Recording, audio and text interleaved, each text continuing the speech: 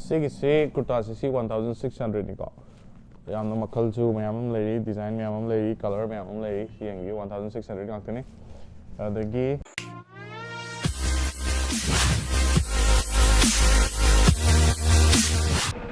What's up people? Johny here again. I say a quick Singjamei Parking the lake. Singjamei Parking matakta ubi kadra khangde silk collection Singjamei ka. Yeng si signboard ura ude. Okay. Silk collection Singjamei dane jig laser say for matakta ka. Adum layer ne dum ubune dum Singjamei Parking ne si laser ka. Aduna supermarket dagi cover mai darak wi Singjamei bazaar do akoi building bazaar anu ga sab do. Ima market anu ga sab do. Adudagi dum hek thilakpada dum laire. First floor the silk collection Singjamei na chong tha bane ba ko. Traditional gi oiba nupi gi nupa gi loina ba khoi kurta gumba paijama gumba dagi nupi gi loina ba dress loina ba loin lei ko. Yamna hongom mamal da adu yamna quality leba product aktene ko adu sigi myam chai ucharake akoi gi luhong khongdo bagi adagi akoi gi karma gumba chatpa myam traditional loiba myam si myam gi dress myam chai loina ba phangbi gani adu video se am ta ucharake item myam chai adu loi phau bi yeng like subscribe to talk sit biramo adu hau jara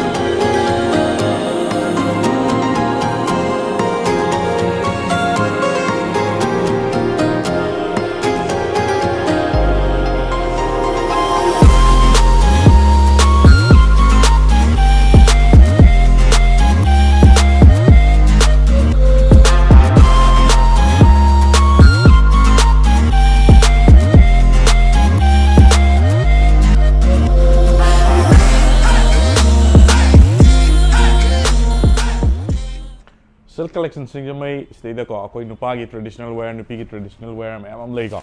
adu si dagi han hugjarake ahong dagi han hugjarake si gi akoi keno se ko waistcoat hai tare ko si sa pe ding view si gi se 900 rupees ko tini adum ha pe ding view ko material jai ne sum bi ang am pa je adu ka plain di oi ko adu tar ko su dum ya en kale si gi se size su dum loi lei ni adum ha pe lakio adu ka Sigi said traditional wear adum casual wear oina sum sina bit miani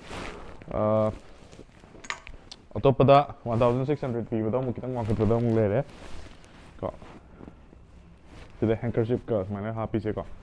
sida 1600 ni sida su size loi le ni color makal me am lei ko color se si color akdi ko black to lere black se me am common na adum loi na ba ya ni See 1600 actually colors makal go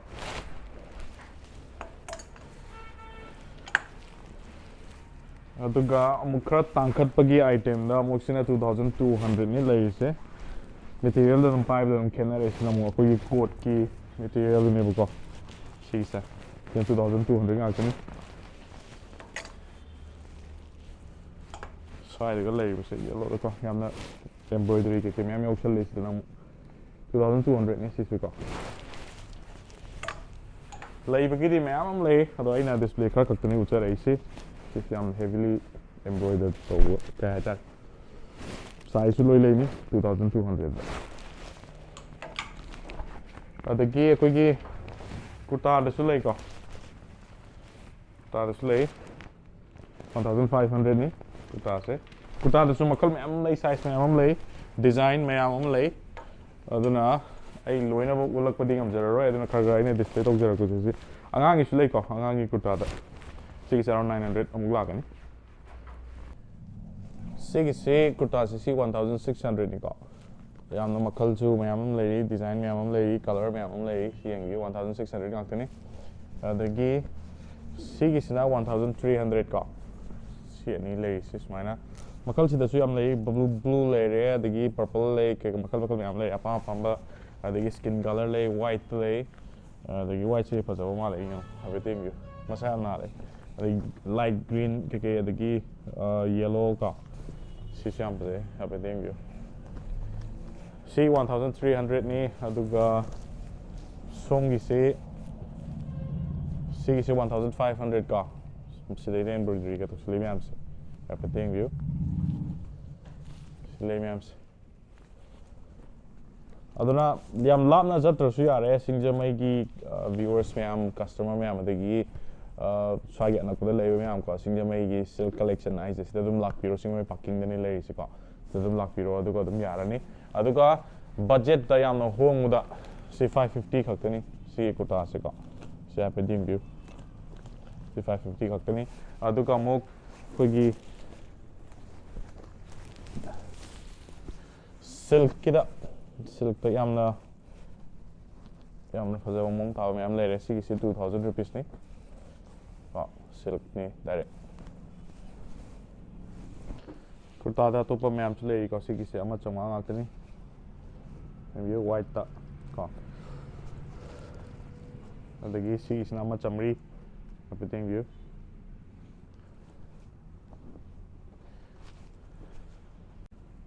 aduga phajom da su lere gold color na oiba ko si apik pasina smaina ama chamni oi aduga khra park pasina amaga chonga oiba ko aduga phajom da si su lei ko si amaga chani amaga chamri amaga magi size si ma to gina ko lere 950 ko aduga Sisna amaga chama lengyan masagi lo yogjar ka doini sigi ko lengyan loina bu yorok kani aina si uchari ba kana mayam se pajo mayam se ko silere makal ni adum la aga dum happy try to be paja mayam amle aduga sal de sulai ko sal de paja mayam amle sigi se 900 rupees ni ko aduga sigi sna amaga chani happy thing magi design silk collection Singjamei ka mayam address kan gi dragadi Singjamei Parking dani dum lei se silk collection hai ba ka view samaga chani angangi ready made paijo mai do ni ka silk kini muka gini si amaga chani ni ka angang mucha gini adu sisu angang inkhalak ba angai ni se sis namu cotton oi ba ka sisna amaga chama view angangi ahan gi loi number suna lere traditional wear da ste da Singjamei silk collection da sisna mo ahan gi kaitare akhoi gumbugi ko ready made doti duni lengyan masagi yaujar ka duni ko silere silpa lising ani ni ko ready made paijo mai do sileda display da set laga lei se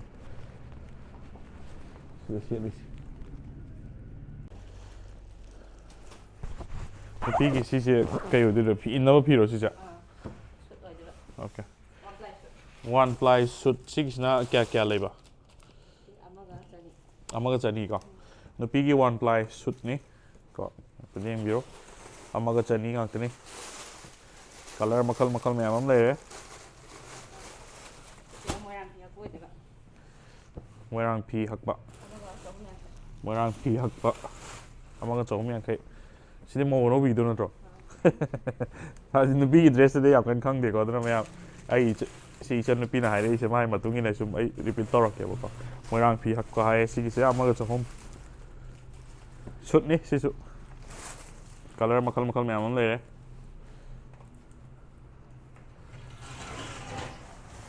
sina phaibak muka hai amaga chong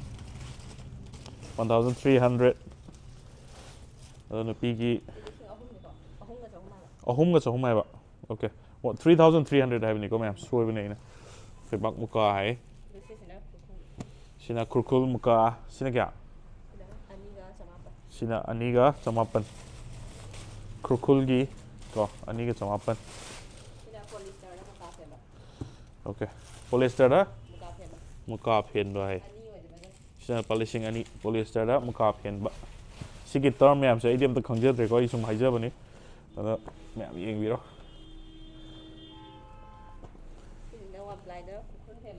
okay one ply da kokul phen ba ko sina kya amaga chatruk ni hajik offer da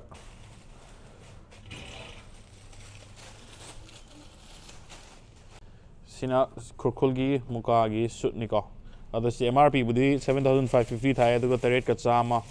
Mine Lakani, Sutni, maybe.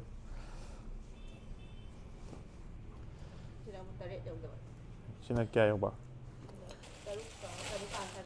Sina 6,800 Unglakani, maybe. Oh.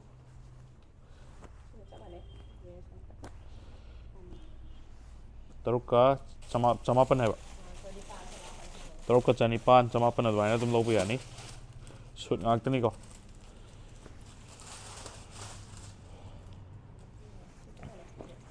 Sina, Taret Katsama, Kurkulmuka, Sutka. Display si khara kakta nahi ucha rahi ma'am kai gino di amna loina utpadam ngam choroi da ko sisu taret ka chama ado ma'am lak piro aduga adum khanbiro apam pam yam leire traditional wear ka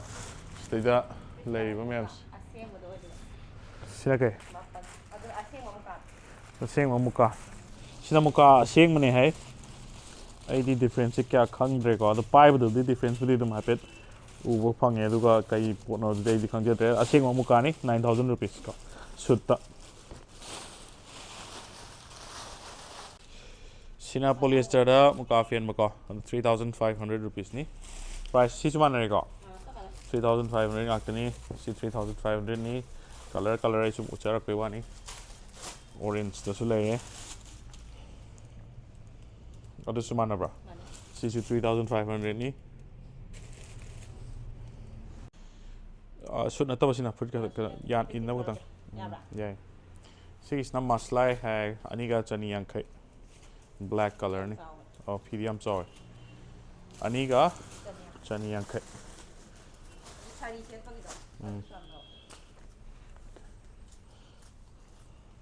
Chani yankai akaniga. Red color display. Machudi makan lokal me amon le. 2,250. Aduga si snap panek ni muka agi ko 1,900 ni. Aniga samapan sorry aniga samapan hai bani ko sigi se 2,900. Okay, sina muka aseng mane hai. Sina 6,000 rupees ni muka aseng bada 6,000 rupees.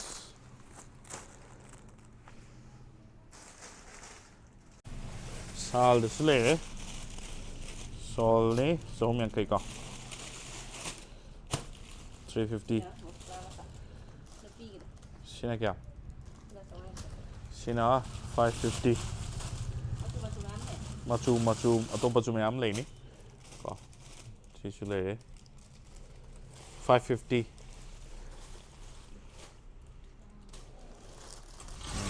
Ai sum so ma le am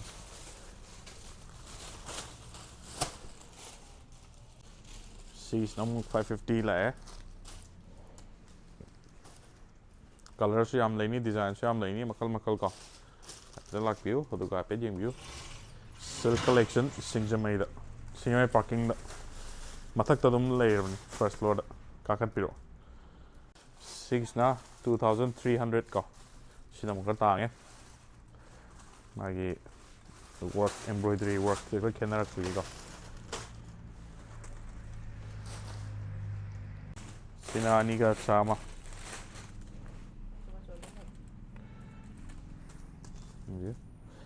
machu ma su le hangang mo da pajawam se mayek nai wa su am le mayeng view color khwang sabi hai ko one ply khwang sabi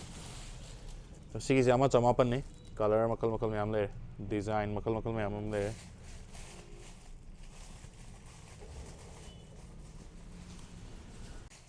sigi design su le si 2,500 ni yeng view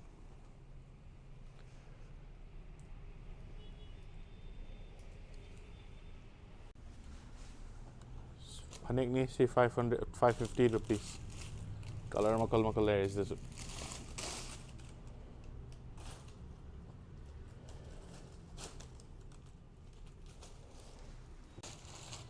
ꯑꯗꯨꯒ ꯁꯤꯜꯛꯀꯤ ꯏꯟꯅꯅꯕ ꯐꯤꯅꯤ ꯁꯤꯒꯤꯁꯤꯅ ꯑꯃꯨꯛ ꯃꯄꯥꯟ ꯂꯝꯒꯤ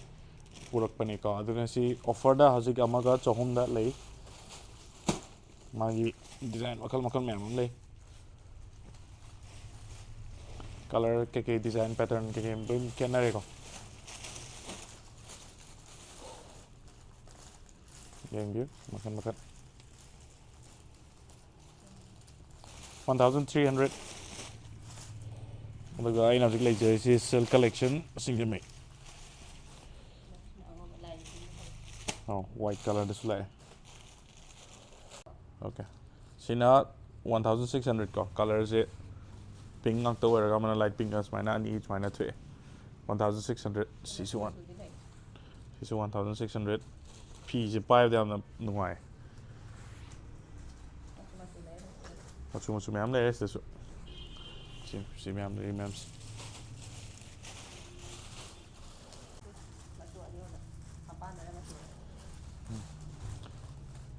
1600 ꯉꯥꯛꯇꯅꯤ ꯃꯆꯨ ꯃꯆꯨ ꯁꯨꯝ ꯎꯠꯆꯔꯛꯄꯩ ꯋꯥꯅꯤꯀꯣ ꯃꯌꯥꯝꯗ ꯑꯩꯅ ꯁꯤꯁꯨ ꯂꯩꯔꯦ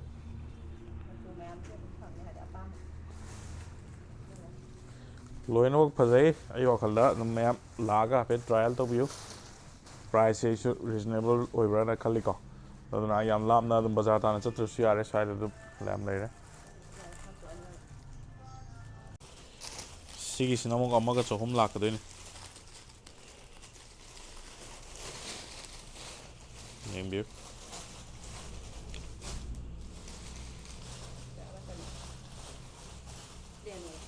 ꯄ꯭ꯂꯦꯟꯗ ꯁꯤꯁꯤꯅ 1200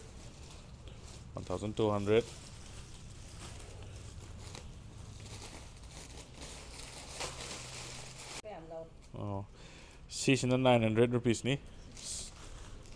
ꯁꯥꯔꯤ ꯃꯇꯦꯛ ꯑꯣꯏꯅ ꯁꯦꯠꯂꯁꯨ ꯌꯥꯏꯑꯕ ꯁꯤꯁꯦ ꯁꯥꯔꯤ ꯃꯇꯦꯛ ꯁꯦꯠꯄ ꯌꯥꯏꯌꯦ ꯁꯤꯁꯦ 900 ꯔꯨꯄꯤꯁ ꯈꯛꯇꯅꯤ ꯄꯣꯠꯇꯤ ꯌꯥꯝꯅ ꯐꯕ ꯃꯥꯜꯂꯦ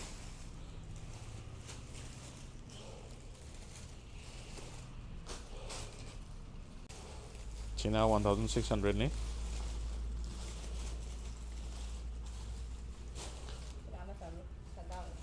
Sina 1400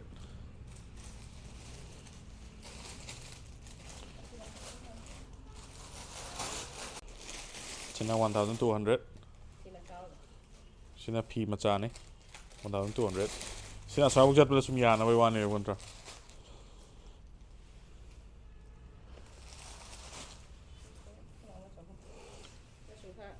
Sina 1300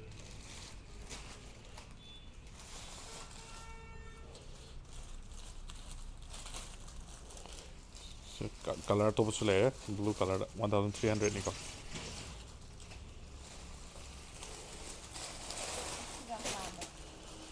Sina 700 rupees color top this layer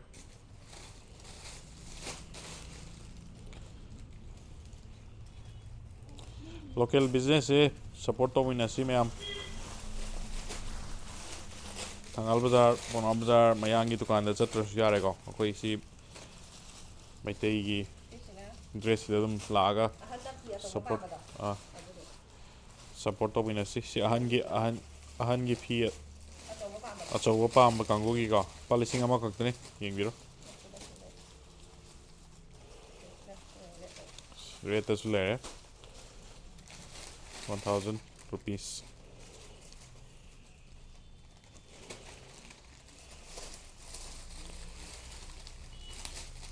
Samana about this.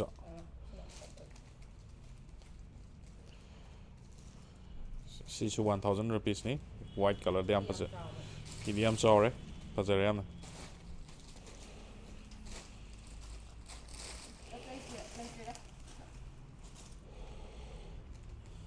Panic 550 rupees the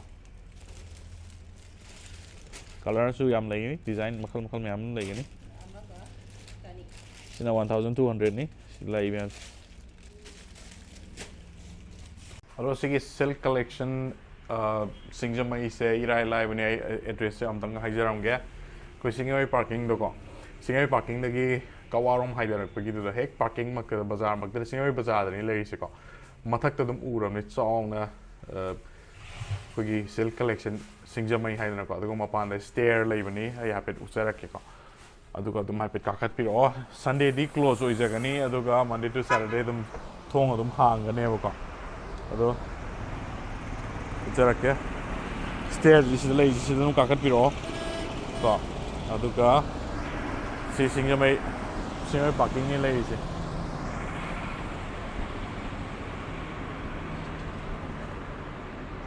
ꯑꯗꯨꯝ ꯂꯥꯛꯄꯤꯔꯣ ꯌꯥꯔꯦ ꯑꯗꯣ ꯚꯤꯗꯤꯑꯣꯁꯦ ꯑꯩ ꯁ꯭ꯋꯥꯏꯗ ꯂꯣꯏꯁꯤꯟꯖꯔꯒꯦ ꯑꯗꯨꯝ ꯑꯩꯅ ꯑꯩꯈꯣꯏꯒꯤ ꯃꯅꯤꯄꯨꯔꯒꯤ ꯑꯩꯈꯣꯏꯒꯤ ꯕꯤꯖꯤꯅꯦꯁ ꯃꯌꯥꯝꯁꯦ ꯑꯩꯅ ꯁꯨꯝ ꯄ꯭ꯔꯣꯃꯣꯠ ꯇꯧꯖꯕ ꯑꯣꯏꯅ ꯚꯤꯗꯤꯑꯣꯁꯦ ꯑꯩ ꯃꯊꯪ ꯁꯨꯝ ꯍꯥꯞꯀꯠꯆꯔꯛꯄꯅꯤ ꯑꯗꯣ ꯃꯌꯥꯝ ꯁꯞꯄꯣꯔꯠ ꯇꯧꯃꯤꯟꯅꯁꯤ ꯂꯣꯀꯦꯜ ꯕꯤꯖꯤꯅꯦꯁ ꯁꯞꯄꯣꯔꯠ ꯇꯧꯃꯤꯟꯅꯁꯤ ꯃꯌꯥꯝ ꯆꯥꯎꯈꯠꯅꯅꯕ ꯇꯧꯃꯤꯟꯅꯁꯤ ꯑꯗꯨꯒ ꯚꯤꯗꯤꯑꯣꯁꯦ ꯂꯣꯏꯁꯤꯟꯖꯔꯒꯦ ꯕꯥꯏ ꯕꯥꯏ